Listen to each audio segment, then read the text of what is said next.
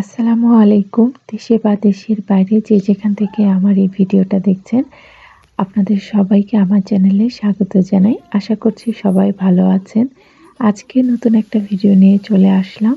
আশা করছি আপনাদের কাছে ভালো লাগবে। ততক্ষণ পর্যন্ত বাংলাদেশি মম ইন ইউএস এর সঙ্গেই থাকুন।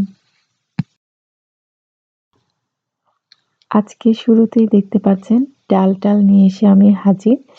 আসলে আমার আর মায়ের হঠাৎ করেই ছোলার ডালের বরফি খেতে ইচ্ছা করছিল। তো মেয়ের যেহেতু খেতে ইচ্ছা করছে, যে কথা সেই কাজ। আমি ২ কাপ ডাল এখানে ভিজিয়ে রেখেছিলাম ২-২.৫ ঘন্টা। এখন এটাকে একটু প্রেশার কুকারে দিয়ে নিচ্ছি। ডালটা একটু সেদ্ধ করে নিব, যাতে আমার বরফিটা বানানো আরেকটু সহজ হয়ে যায়। তো বরফিটার যে ডালটা, এটা সেদ্ধ করতে আমি কোনো পানি ব্যবহার করছি না। এখানে আমি লিকুইড যে দুধ সেটা দিয়ে দিলাম। আর এই ডালটা আমি পুরা দুধটা দিয়েই সেদ্ধ করে নিব। এখানে খুব বেশি দুধ আমি দিচ্ছি না। ডাল ছুঁই করে একটু বেশি দুধ এখানে আমি ব্যবহার করেছি। এখন প্রেশার কুকারের ঢাকনাটা লাগিয়ে একটা নির্দিষ্ট একটা টাইমারে দিয়ে দেব। আমি এখানে ২২ মিনিট দিয়েছি। এতেই আমার ডালটা সেদ্ধ হয়ে যাবে। এই যে দেখুন কত সুন্দর ডালটা আমার সেদ্ধ হয়ে গেছে। আর এক্সট্রা যে দুধটা আছে, এই ডালটা যখন ঠান্ডা হয়ে যাবে তখন এইটাও টেনে নেবে ডালটা।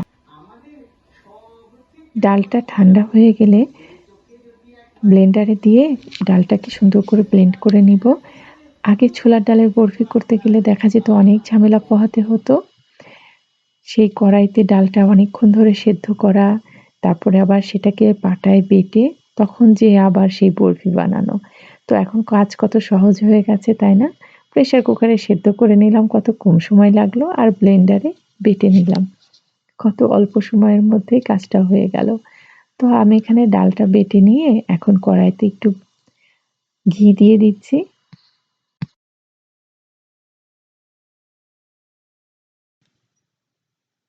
ঘিটা গরম হয়ে গেলেই এখন যে ডালটা বেটে নিয়েছিলাম সেই ডালটা দিয়ে দিচ্ছি। দিয়ে একটু ভালো করে এই ঘিতে প্রথমে ভেজে নিব। এখনই কোনো কিছু দিব না, জাস্ট ঘিতে ডালটা একটু সুন্দর করে ভেজে নিব। তারপরে একে একে আমি এখানে যে উপকরণগুলো ব্যবহার করব সেগুলো দিব। এই বাটা ডালটা প্রথমে ঘিতে যদি ভেজে নেওয়া হয়, তাহলে ডালের যে কাঁচা গন্ধটা সেটা চলে যায়। তো আমি এখানে ২-৩ মিনিটের মতো একটু ভেজে নিয়েছি। এখন তাতে একটু দিয়ে দিলাম ফুড কালার। আপনারা চাইলে এখানে নাও ব্যবহার করতে পারেন। আমি একটু সৌন্দর্য বৃদ্ধির জন্য দিয়ে দিলাম। তো ওই যে বললাম, পরে যে উপকরণগুলো অ্যাড করব, এখন সেগুলো একে একে দিয়ে দিচ্ছি। এখানে একটু এলাচির গুঁড়া দিয়ে দিলাম, আর একটু চিনি দিয়ে দিচ্ছি স্বাদ মতো। এখানে ২ কাপ ডালের জন্য আমি এখানে ১ কাপ চিনি ব্যবহার করেছি। মিষ্টিটা আসলে যে যার পছন্দ মতোই ব্যবহার করা উচিত। আমি একটু মিষ্টিটা কম পছন্দ করি। আমি চিনির পরিমাণটা একটু কমই এখানে ব্যবহার করেছি। তো চিনির পানিটা সুন্দর করে যখন ডালের সঙ্গে মিশে যাবে, পানিটাও শুকিয়ে আসবে, সেই অবস্থায় দিয়ে দেবো একটু গুঁড়া দুধ। দিয়ে এটাকে আবার একটু ভালো করে নেড়েচেড়ে নিব। বরফিতে গুঁড়া দুধটা একটু দেওয়ার চেষ্টা করবেন, তাহলে স্বাদটা কিন্তু আরেকটু বেড়ে যায়। আর এখানে তো কোনো পানি ব্যবহার করি নাই, সম্পূর্ণ দুধ দিয়েই কিন্তু রান্নাটা হচ্ছে। তো আরেকটু ভালো করে নাড়াচাড়া করে এখন তাতে একটু ঘি দিয়ে দিচ্ছি নামানোর আগে। নামানোর আগে ঘি দিয়ে এটা আরেকটু ভাজা করে নিলে বরফির মধ্যে ঘিয়ের সম্পূর্ণ ফ্লেভারটা পাওয়া যাবে, আর খেতে একটু অন্যরকম ভালো লাগবে। ডালটা কিন্তু দেখুন কড়াই থেকে সুন্দর করে ছেড়ে দিয়েছে। কড়াই কোথাও লেগে যাচ্ছে না, সুন্দর একটা থিক ভাব এসে গেছে। এই পর্যায়ে এটাকে একটা ট্রের মধ্যে ছাড়িয়ে ঠান্ডা করে নিব। আর এটা তো আমি রাত্রে বানিয়েছি, তো এটা এখন আমি ঠান্ডা হতে দিয়ে দিলাম। সকালবেলা এটা আমি খাওয়ার জন্য পরিবেশন করব। দেখা হচ্ছে সকালবেলা। আজকের ওয়েদারটা একটু অন্যরকম সুন্দর। প্রতিদিন এই সময়টা খুব সুন্দর বাতাস থাকে, আজকে কোনো বাতাস নেই। গাছগুলো কেমন চুপ করে দাঁড়িয়ে আছে। আর এই যে আমাদের আপেল গাছটা, গাছটায় দেখুন যে আপেলগুলো ধরেছিল কতটা বড় হয়েছে মাশাআল্লাহ। একটু রঙও এসে গেছে।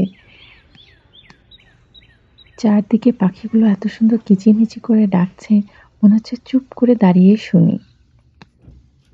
বাগানের সাদা লিলিগুলো মাথা উঁচু করে দাঁড়িয়ে তার সৌন্দর্য বিলাচ্ছে। এবছরে খুব বেশি ফুলের গাছ লাগাইনি, যা ছিল তাতেই যা ফুল এসেছে। এবার চলুন ঘরে যাই, যেয়ে বরফিগুলো কি অবস্থা দেখাই। এই যে বরফিগুলো আমি রাত্রে কেটে রেডি করে রেখেছিলাম। পাশে একটু সুজির বরফিও বানিয়েছিলাম। মায়রার বাবা সুজির বরফি খেতে খুব পছন্দ করে তাই। তো এই যে বরফিগুলো দেখুন প্লেটে সাজিয়ে নিয়েছি। কত সুন্দর লাগছে, তাই না? মায়রা আর আমি ২ জনই খুব মজা করে বরফিটা খেয়েছিলাম। তো এবার যাবো সবজি বাগানে। কিছু পাঁচমিশালি শাকসবজি তুলে নিয়ে আসবো। নিয়ে এসে আজকে একটু ভাজা করব। দেখি কেমন লাগে খেতে। বাগানে যে লাল মূলাগুলো লাগিয়েছিলাম, সেই গাছগুলো সবই তুলে নিয়ে যাব। পাতাগুলো দিয়ে ভাজি করে ফেলবো আর মূলাগুলো দিয়ে সালাদ করে ফেলবো। এগুলো তো খুব বেশি বড় হয় না, ছোট ছোটই হয়। যার কারণে এগুলো যতদিন আমার বাগানে থাকবে দেখা যাবে যে নষ্ট হয়ে যাবে, ফুল এসে যাবে গাছগুলো। তাও অনেকগুলো গাছে ফুল এসে গেছিল, তো সবগুলোই আমি তুলে নিয়েছি। আর কিছু মটরের শাক তুলে নিয়ে যাচ্ছি। আর মটরশুঁটির শাক তো আমার কাছে ভীষণই প্রিয়। আপনারা আমার আগের ভিডিওগুলোতেও দেখেছেন এবং জানেন। তো এগুলোর মাথা আমি ভেঙে ভেঙে যতবারই নিই আবার নতুন করে কুশি ছেড়ে দেয়। আর অনেকদিন ধরেই কিন্তু এভাবে করে শাকগুলো খাওয়া যায়। তো ২ রকমের শাক অলরেডি নিয়ে নিয়েছি। এবার একটু তুলে নিই কলমির শাক। কলমির শাকও বেশ কয়েকটা মাথা ভালোই হয়েছে। তো এই মাথাগুলো এখন ভেঙে নিয়ে যাব, যাতে করে নতুন করে আবার কুশি ছাড়ে। যার কারণে শুধু মাথাগুলোই ভেঙে নিচ্ছি। বেশ খানিকটাই কলমির শাক নেওয়া হয়ে গেল। এখন চলুন অন্য কোনো শাক নিয়ে নিই। এদিকটাতে কয়েকটা লাল শাকের মাথা সবেমাত্র বড় হয়েছে, সেই মাথাগুলো এখন ভেঙে নিচ্ছি। আর বাকি লাল শাকগুলো এখনো অতটা বড় হয়নি, সবেমাত্র ছোট ছোট হয়ে উঠছে।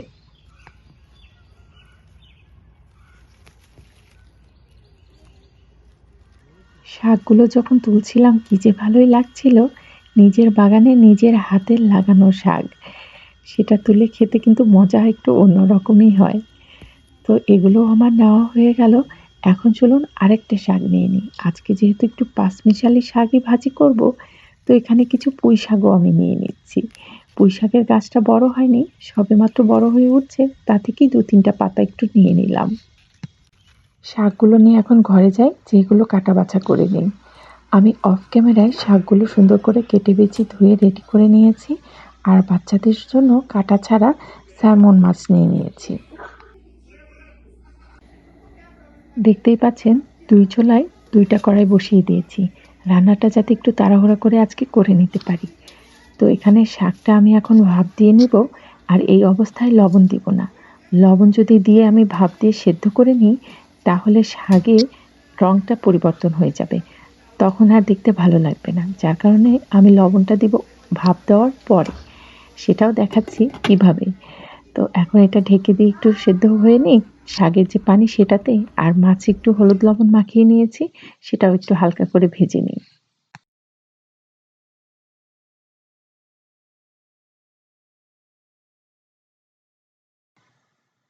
এক চুলায় শাকটাকেও সেদ্ধ হতে দিয়ে দিলাম। আর এই পাশটাতেও মাছটাও ভেজে নিচ্ছি। আজকে খুব বেশি রান্না না, এই অল্প স্বল্প রান্না খুব তাড়াতাড়ি হয়ে যাবে।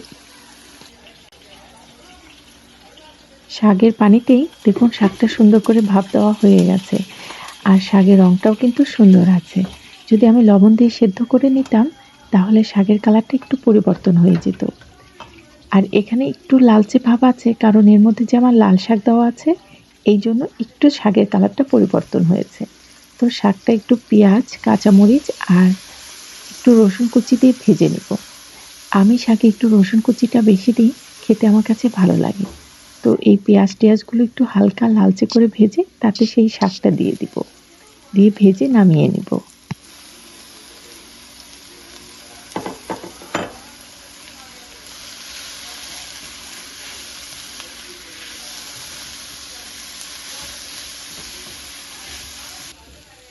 শাকটা দেখুন, সবুজ শাকগুলো সবুজই আছে আর ঝরঝরা একটা শাক ভাজি হয়েছে। আর এদিকে মাছগুলো আমার ভাজা হয়ে গেছে, মাছগুলোও তুলে নিচ্ছি।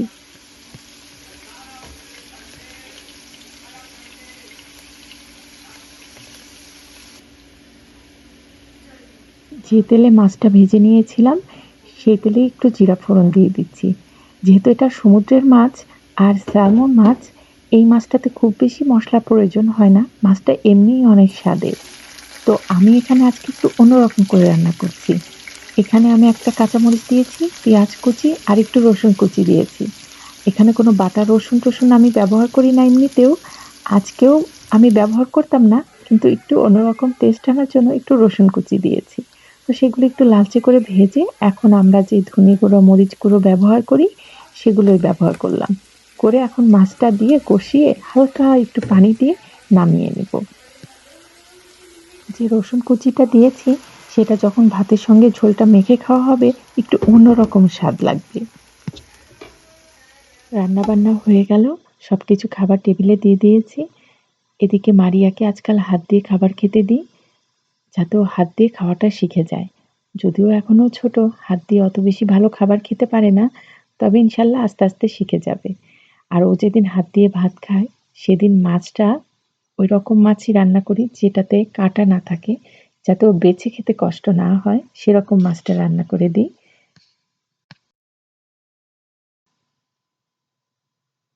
আমিও আমার পছন্দের শাকভাজিটা দিয়ে ভাত খেতে বসে গিয়েছি। শাকভাজিটা কি যে মজা হয়েছে! মজা তো হবেই, কয়েক রকমের শাক একসঙ্গে করে ভাজি করেছি। আজকের ভিডিওটা এতটুকুই। আপনাদের কাছে যদি আমার ভিডিওগুলো ভালো লাগে অবশ্যই আমার চ্যানেলটা সাবস্ক্রাইব করবেন আর পাশে থাকা বেল আইকনটা ছোট্ট করে ক্লিক করে দিবেন, যাতে যখনই নতুন কোনো ভিডিও দিই তার নোটিফিকেশনটা আপনার ফোনে সবার আগে পৌঁছে যায়। সে পর্যন্ত সবাই ভালো থাকুন, সুস্থ থাকুন। দেখা হবে নতুন কোনো ভিডিও নিয়ে। সে পর্যন্ত আল্লাহ হাফেজ।